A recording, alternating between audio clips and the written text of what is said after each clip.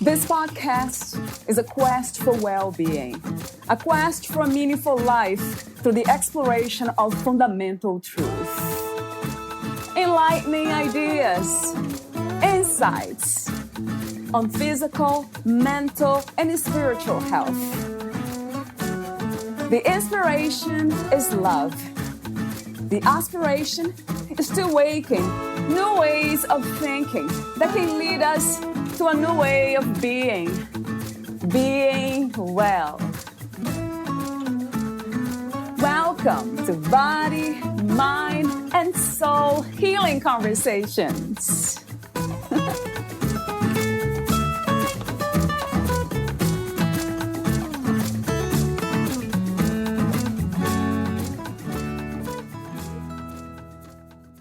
One of the great benefits of helping other people heal is that I get to witness the potency of compassion. A person shared with me a moment that had haunted her for decades. It was a circumstance where she was not able to help a vulnerable person she loved. Since trauma is not in the event, it is in the body until it is resolved, then it does not matter that this moment was over 40 years ago. She was endlessly looping in empathy, which is sensing the state of another. If the person we are sensing is in a state of distress, then through our mirror neurons, we feel distress. I suggested she move from empathy to compassion. Compassion is empathy plus taking action to help, which can be sending our loving prayer. When we act from the desire to relieve suffering, we have moved from a passive state to an action state. The looping emotion was feeling helpless.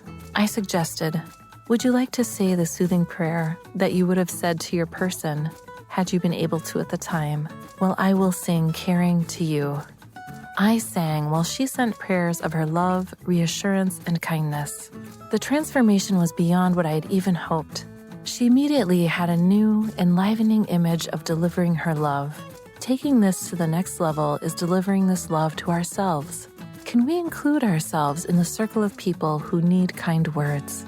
A self-critical voice is motivated by threat. A self-compassionate voice is motivated by safety. Pay attention to what is helpful. Organize your mind around compassionate self-talk, and you will see benefits to your motivation and your physical health. It will ripple out and add warmth in your relationship. Feeling connected to ourselves opens the door to feeling connected to others. Connection is the thread that weaves social belonging.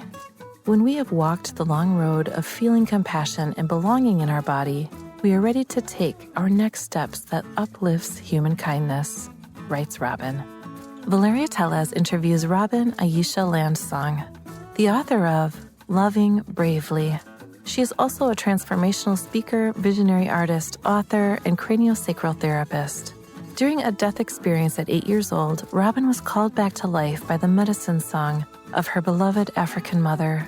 Robin then became able to hear the medicine songs from the land and the song each person carries within. She had a second death during the Rhodesian War in 1977. This opened her to become a health intuitive and medium. She has had the privilege to help over 14,000 people heal trauma response, transform self-criticism into self-compassion, and cultivate ancestral healing. Meet Robin at robinlandsong.com/subscribe-Landsong. Here's the interview with Robin Aisha Landsong.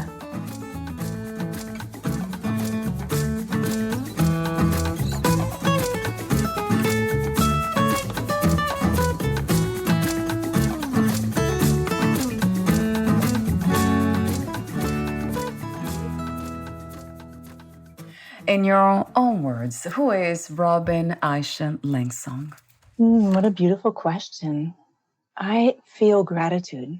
And so at this moment, I would say I am gratitude for all that has been difficult and all that I've been given and all that's been broken open through life and the ways life has revealed myself to me, which is essentially divine source. I have heard so many different terms and words for that that is true, with capital T. So would you say that divine source can be also translated into words such as God, the divine, or heaven? That's such an interesting question. As far as I'm going to answer from my perspective and how life has shaped my worldview on this, that having had several near-death experiences and gotten close to that original source, which I believe I call the Great Heart. And from my experience and perspective, the Great Heart sung us into being. And so we were a seed syllable and we got sung into being. And so much about the opportunity and the challenge of being here, present on earth, is, like you say, to bring heaven on earth. What are the ways that we can show up with what we've been given and be of service to others, to uplift everyone, to help them remember their true nature, their true goodness, and their gifts and their strengths. And really my goal in what I want for everyone is to increase the ways that we take care of each other, ways that we can be good to each other, and that includes honoring the strengths and gifts in other people. Right now I live in Mount Shasta, California. And one of my favorite things about this community is the non-judgment of people do so many beautiful workshops because it's okay if you're not really developed yet, or it's okay if you're just starting out.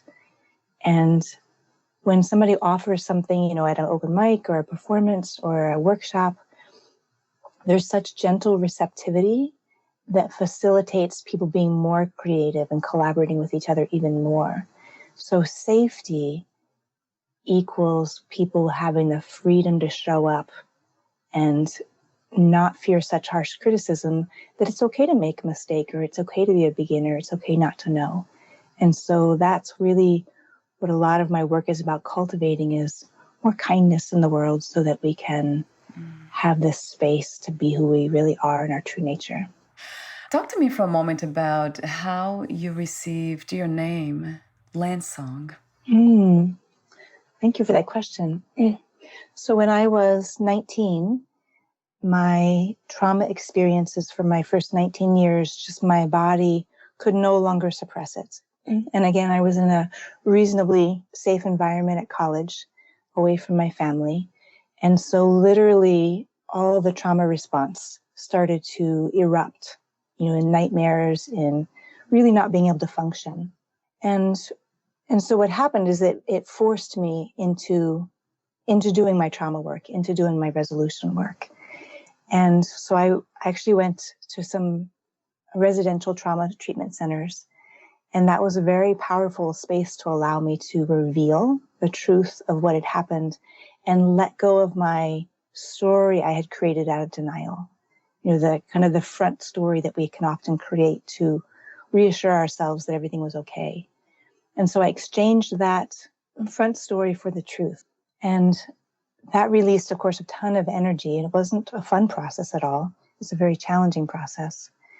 And so when I was complete with being at the residential trauma treatment center, I moved to Seattle. And I was starting my life over, and I was living in a women's shelter. And every night I prayed to know my true name. And so each night I would just surrender and allow and ask, what is my true name? Because it didn't make any sense to me to continue my family name. And so for nights, I just wrote down everything I thought I received, but nothing really felt like it landed yet. And so one night I was just allowing, surrendering, asking. And I think the greatest prayer is thank you. Instead of filling the channel with requests, just saying thank you. So I was saying thank you for my new name. And I dropped into vision. And what I was shown was a council of elders. And it was interesting because they were actually all male. And at the time I was very oriented in a very feminist way. So that was interesting to me.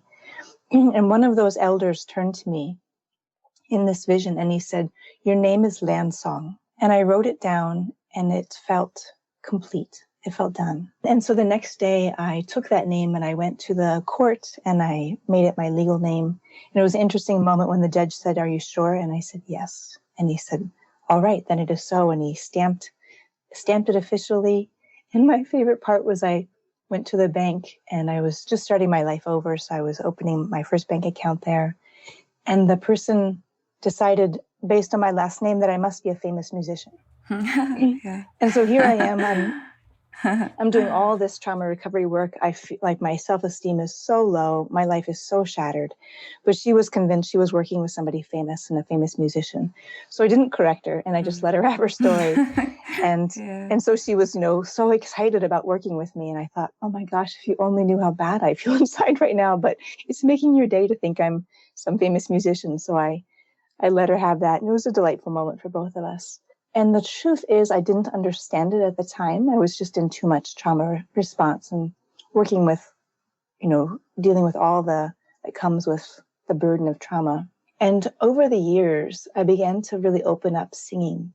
So it was when I was in massage school and graduating from massage school that I began to understand land song, that my divine assignment was to sing the song of the land, to the land, to people, and to really tap into the song that we were each born with and do my best to sing that back to people. So about 15 years after I received that vision, I was at a native ceremony where all races were welcome. And one of the elders was walking around the circle and saying, sometimes it takes us 15 years to really understand a vision. And I thought, oh, I'm not late. I'm right on time. It was about 15 years since I had that first vision. And in that ceremony, they asked me to be part of the closing ceremony.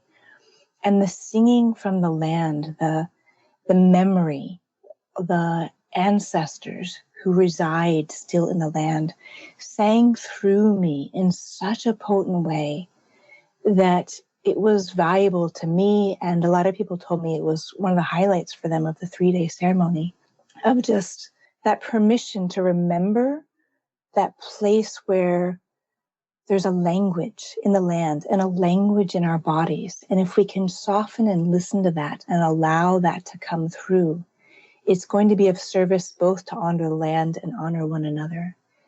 And so I've sung about 16,000 sessions.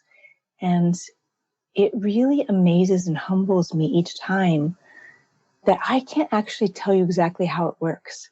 But just in my meditations, I say, please let me be the hollow bone.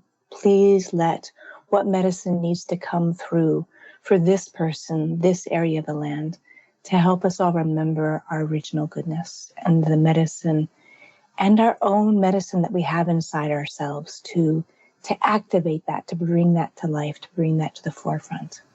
And even listening to you, it becomes a song to the intellect in connection to that deeper landscape of the spirit. How amazing. And this might be the moment, Robin, to sing a song. I would love that. Mm-hmm. All right. So right now, since I'm with you, I'll focus on singing to you. And so I'm just going to narrate a little bit of the process. So I just make sure to relax my body. Again, I've just been the humble servant. How can spirit serve you right now through singing through me?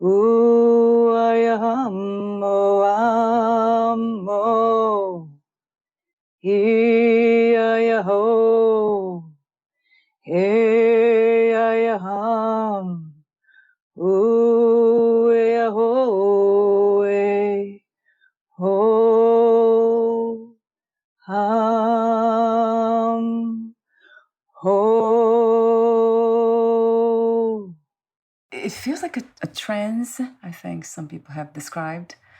I'm not sure what that is exactly, but the body is responding with goosebumps in different areas, and there's like this breathing that is taking in and then releasing, almost like with a lot of force, I would say. And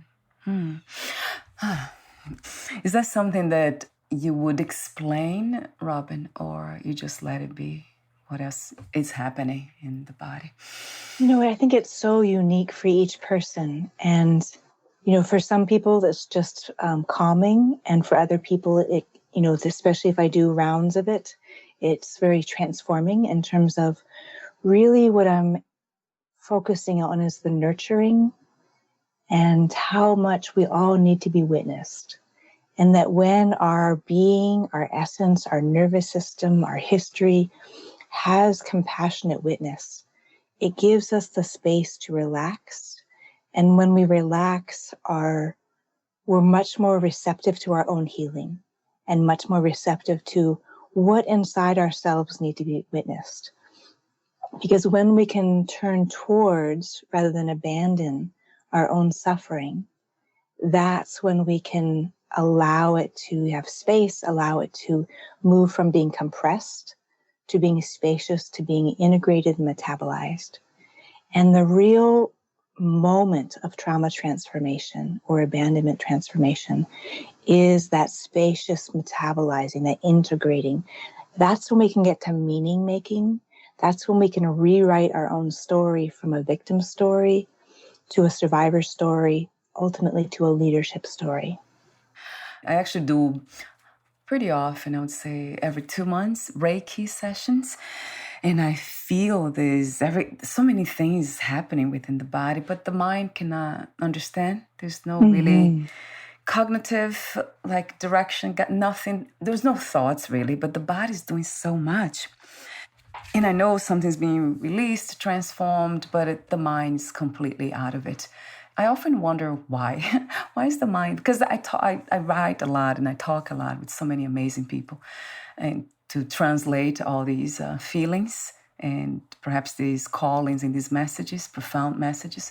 But from those experiences I have, even now in this moment with you, it's speechless. There's no words that could describe what it is. So it's just silence. It's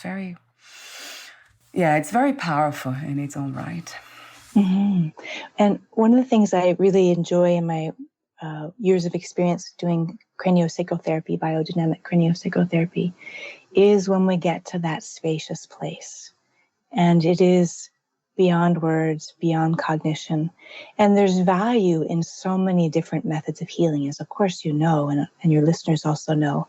And I found for myself in my own trauma resolution that I needed to do different kinds of healing at different times.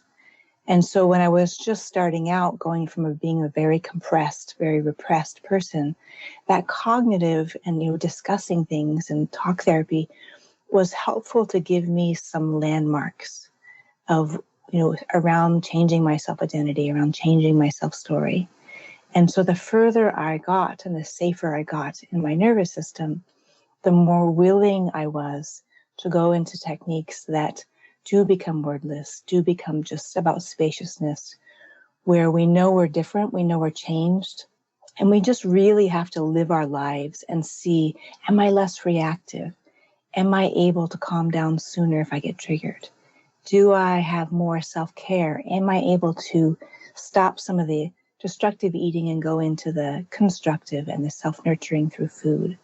So that's really the question to me is, after we have these transformative sessions with all variety of techniques, what changes in our life? Are we able to be less judgmental? Are we able to see somebody that we might have categorized quickly, but then pause for a second and see their humanity? So those are the changes I'm interested in. How do you define spirituality these days, Robin? You ask great questions. What comes up immediately is life-giving.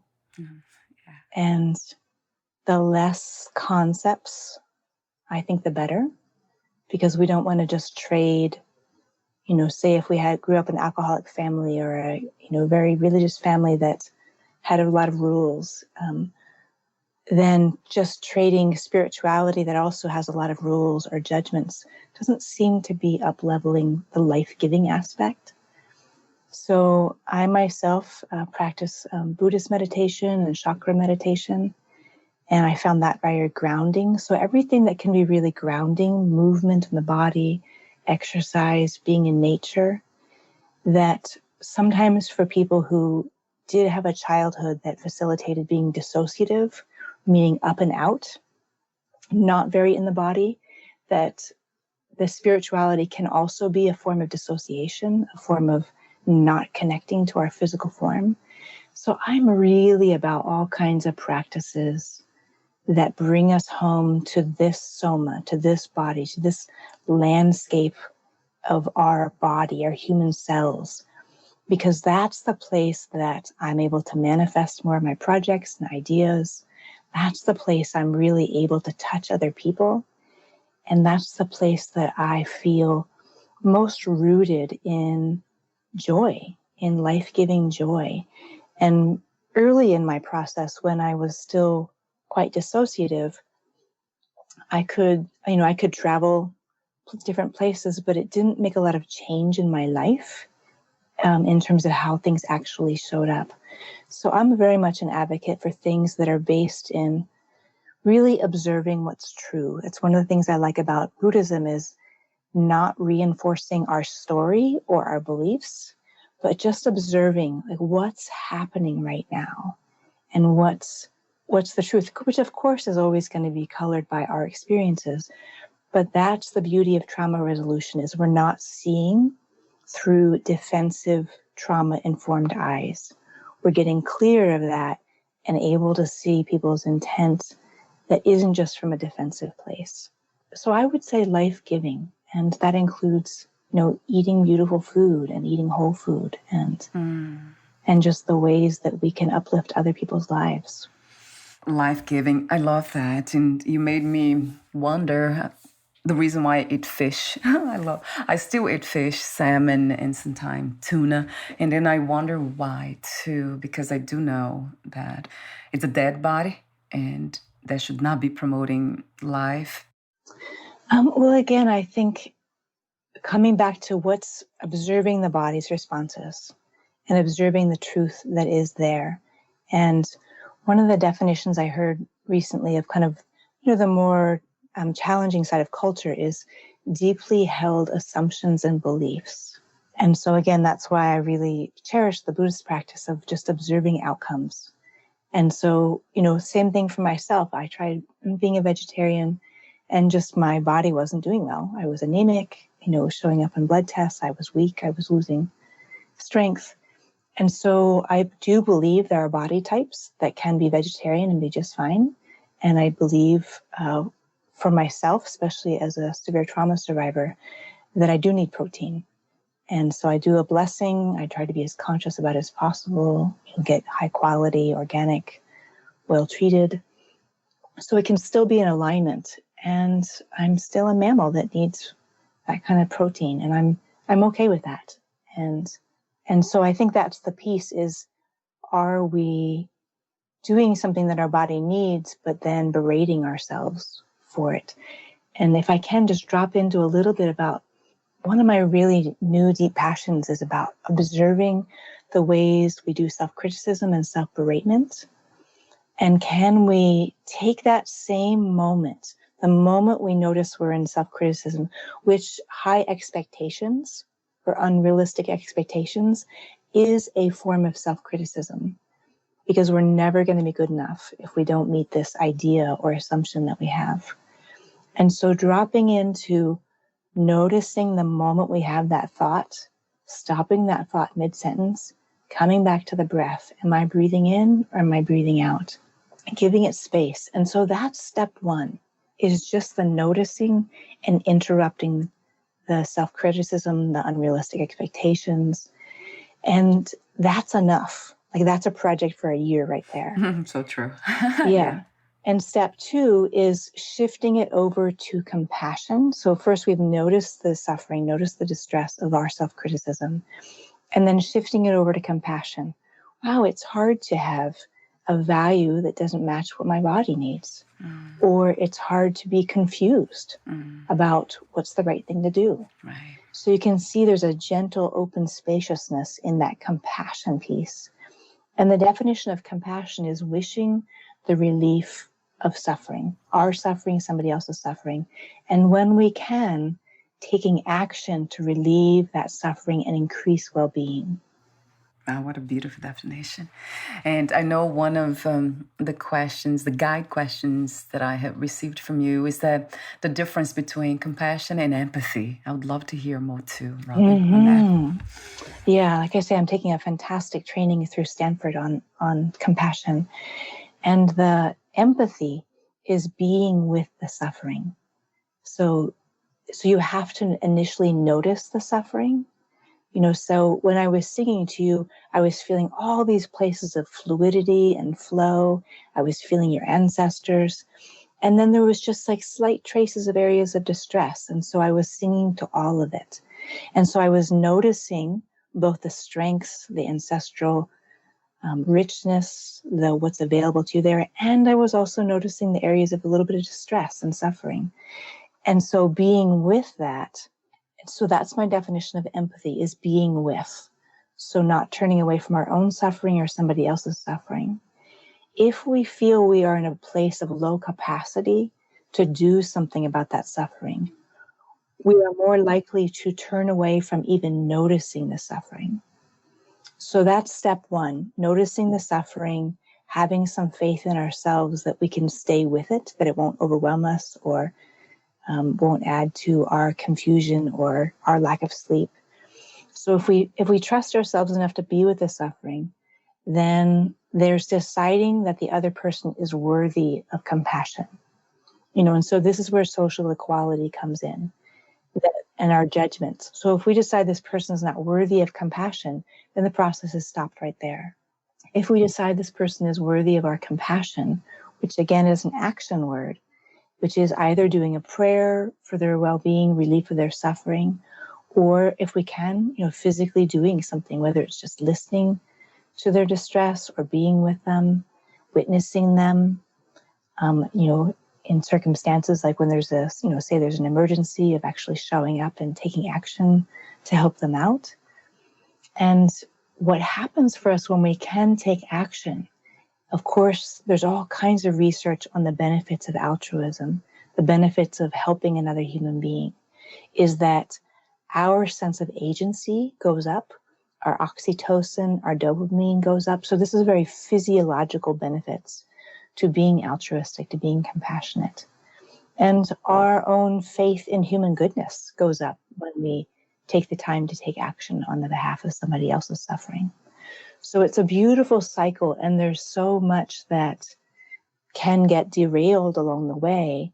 And so the more conscious we are of our own presencing with receiving ourselves, not avoiding or abandoning ourselves, that every single time we are able to stay with ourselves, stay with our difficulty, increases our capacity to be present to other people's difficulty. This is something that it seems like we learn to do pretty young, when we are very young, early on, to escape, to push away pain. So I know that we, most of us, I'm included, still in the process of unlearning, to let the pain be and listen to it. That's one of the things one of my favorite practices actually these days, listen to it. Yeah, and Thubten Jinpa, he's a Buddhist monk who is the leader for Compassion Institute and the translator for the Dalai Lama. I took a training with him, and he talked about compassion is both innate and trainable.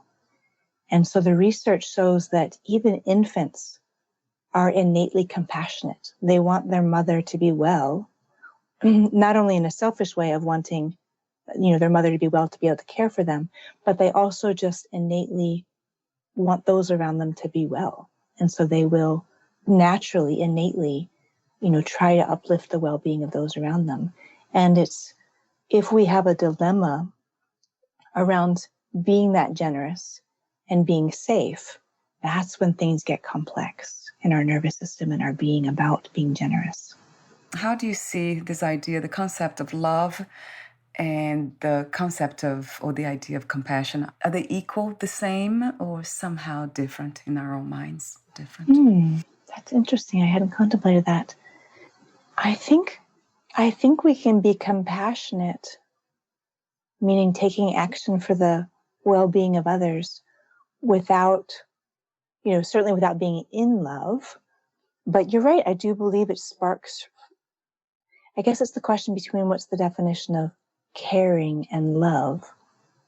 And so I think all these things are so subjective and so personal, but that spark to help somebody else, to lift them up, to care for them, I believe that comes from so many different places. And, one, again, being our own self-preservation. If people around us are doing well, then our environment is going to be more well. And just the beauty of, I'm just thinking of how wonderful it feels. It's even just remembering this, so much of my personal life and also my work life, when I see somebody get uplifted by my contribution or transformed from my contribution, it also creates love. And so my heart opening for them gets even bigger when they are transforming. So that's a really interesting place to question kind of where's the start, and how does one opening of caring and love beget being of service, and how does being of service open up more love in my heart? What comes to mind when you think about the purpose of the human experience? Why this has to be when it couldn't be? It can be either way. We could be here or not be here. So I often wonder why this is life itself. I would say from my experience that being alive here on the planet is about connection. And can we connect to the lands, connect to ourselves, connect to our experiences, connect to each other, and be community? I was doing some more research on different justice processes, and there was a beautiful young man who was speaking about social justice and environmental justice are not two separate things. And can we care for the land and in the environment as we're caring for each other? So that really was a beautiful statement of connecting. And so different causes, different focuses, that when they are well enough, because when people are stressed and challenged and under-resourced, they tend to get into division. They tend to get into us, them, tend to get into calling names or dividing up and categorizing, making somebody else the other. And when people are safe enough, resourced enough, feel like they have enough to give, like that there's not just, one slice of bread on the table, but a whole loaf of bread on the table, then we can have the capacity to do that greater connection, to go across lines. One of the things I love in one of my projects I have coming up, working with Iraq vets, is I was harmed by a vet, and I was harmed by a soldier. And so I could, if I was going to make anybody else other and stereotype or judge and not see the humanity in somebody, it would be a soldier. And so I'm purposely taking on the project of working directly with Iraq vets and seeing their humanity, seeing their experience. And the other day, an Iraq vet came over and he read me his poem about his combat experience. And of course I was moved and in tears and, horrified, and also the connection that happened, since I'm also a war survivor from childhood.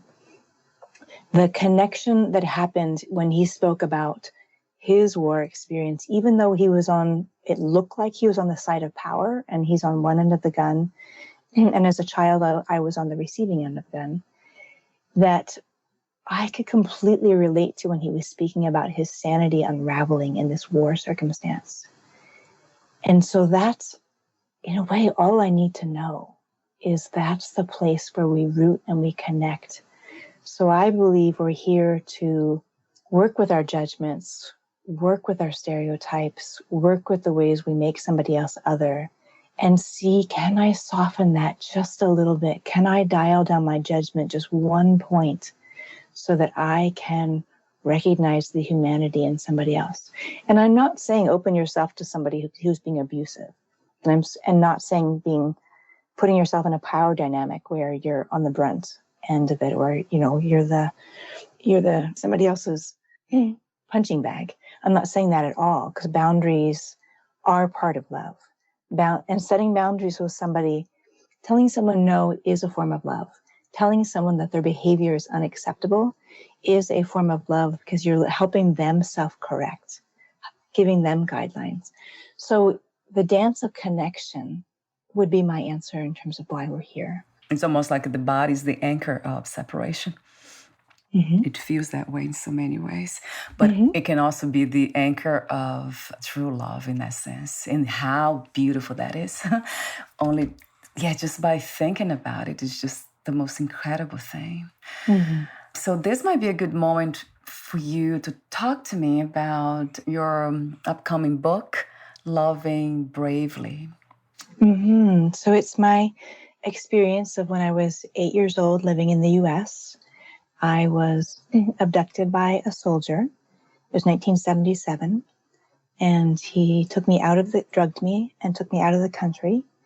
And when I became conscious again, unbeknownst to me, I was in Rhodesia, which is now Zimbabwe, which is above South Africa. And it was the height of the Rhodesian War. And so I survived his violence and his mental disturbance.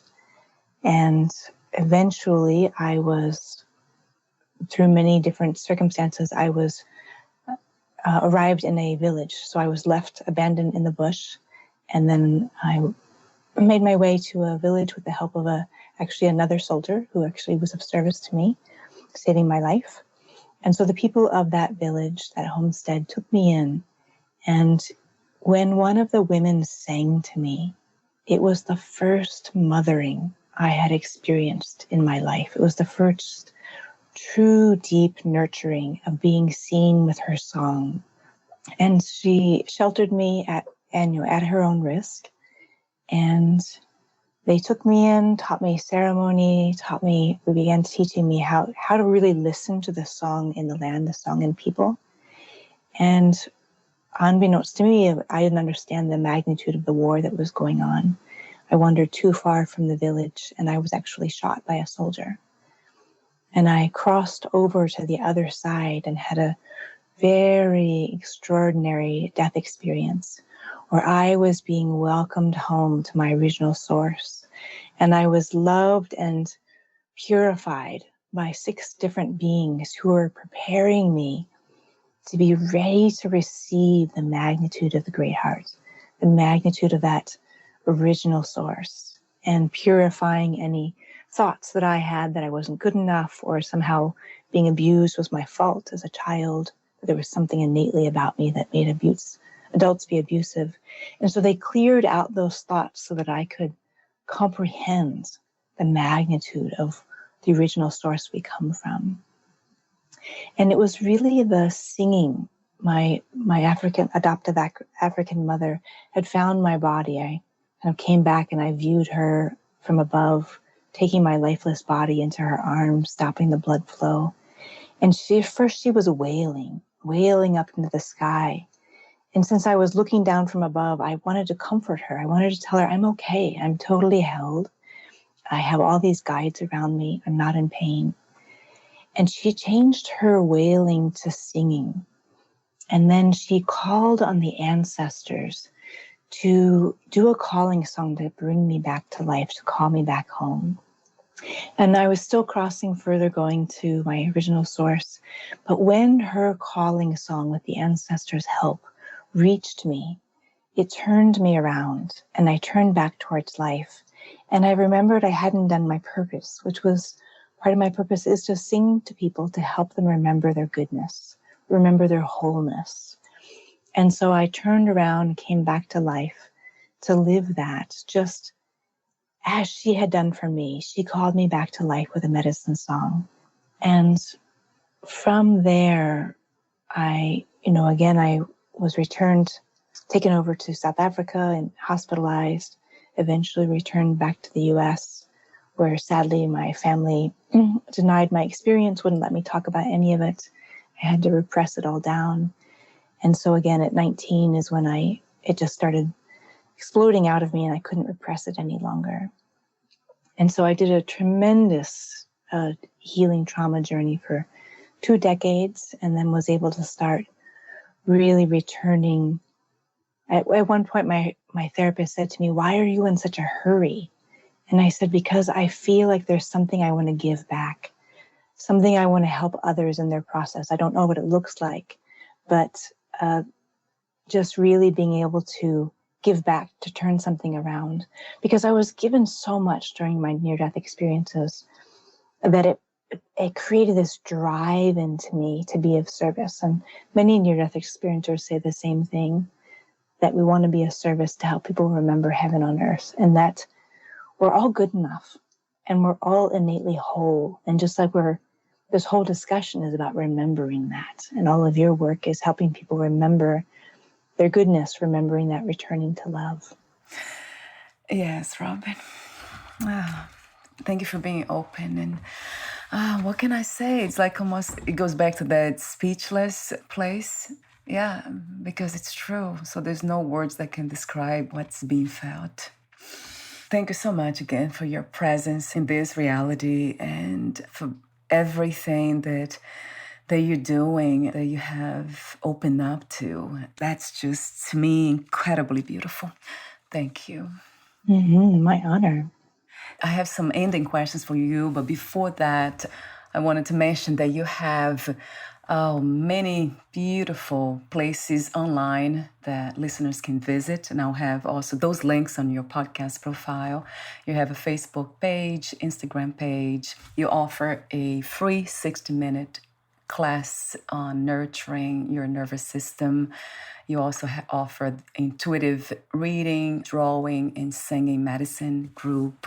This is an app, actually, that I have the link here, so I have on your podcast. You offer online classes, group sessions, and the beautiful lion and turtle blankets. I love them. I think I mentioned off record. There's anything else that you would like to mention, Robin, when it comes to listeners finding what you do, your work? I'm really moving towards film because it can serve such a large community. And so there's also my YouTube page. And I just find film a way to get across and serve such a large community of people, and also potentially to bring people together. In one of my trainings, somebody said online relationships can end up leading to in-person relationships, which I really loved. That's very hopeful. So yes, I have the groups and the classes, and I just find so many people are hungry to free themselves and free their nervous system and come home to their body, because it's the place that we reside, and transforming that negativity bias of looking for danger to a more open-hearted place of looking for the love, looking for the connection, looking for the places that we can contribute. One of my favorite phrases when I've had the privilege of going back to Zimbabwe twice and been able to reunite with the granddaughter of one of the women who saved my life and other people who helped in saving my life. And they have a beautiful phrase. Instead of saying thank you, they say, "It's a pleasure," meaning it's my joy to help you.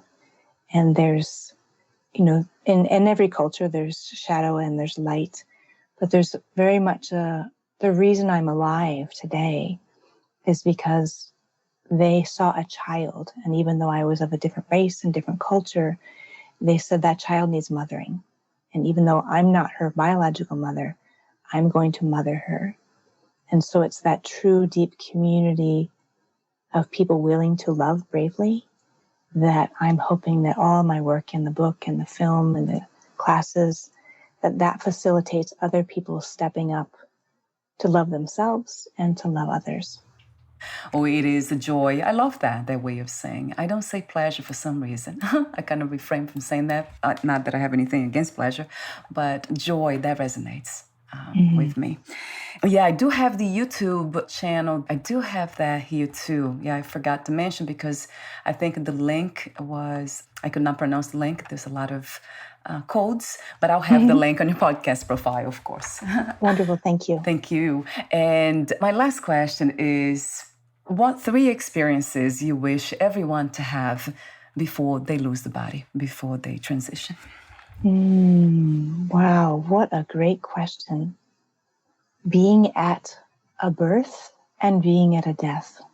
And when we can be really present to a death, it, I believe, deepens our gratitude for being here and can really erase any times that we might take something for granted. Yeah, so being at a death and having it be safe and mindful and at the moment, because it's close to spring, I really love swimming in natural bodies of water, swimming in lakes. And so swimming surrounded by nature in something that's a pristine, beautiful environment that's safe and quiet, swimming in nature. So those would be my 3, a birth, a death, and swimming in nature. Thank you so much, Robin, again, for everything that you share so beautifully and for being not just the messenger, but the message. That's coming to me more often, too. How amazing it is to see human beings becoming the message of what is being delivered. It's just incredible. Thank you so much. I love that. Thank you. And the way to say thank you in Venda, which is in Zimbabwe, is Rolevua. Rolevua. That sound, I mean, it's just incredible. The language and the way you sing. Yeah, and I just want to say too that you have, I'll have the link of I think it's the subscription link that people can subscribe. You sang a song there that is just body felt, everything felt. It just takes us to a new dimension, kind of a new space, a space of love, really. That's what I felt. So thank you. And thank you. And the beauty of people subscribing to the newsletter is they'll be the first to find out when the book is ready. I'll be there. Actually, I was so mesmerized by the song that I forgot to subscribe. That could happen. So I don't know about having that song there, Robin. I was just in a different space completely. I just laughed and started dancing in the room. So I don't know about having that song there. Thank you so much again, and we'll talk soon. All right. Thank you so much. Bye for now, Robin. Bye for now.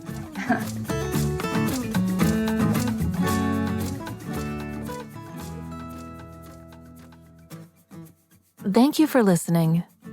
To learn more about Robin Aisha Landsong and her work, please visit robinlandsong.com/subscribe-landsong.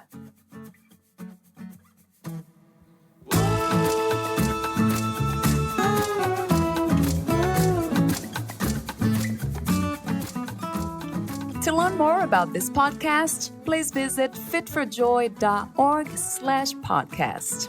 Thank you again for listening, and bye for now.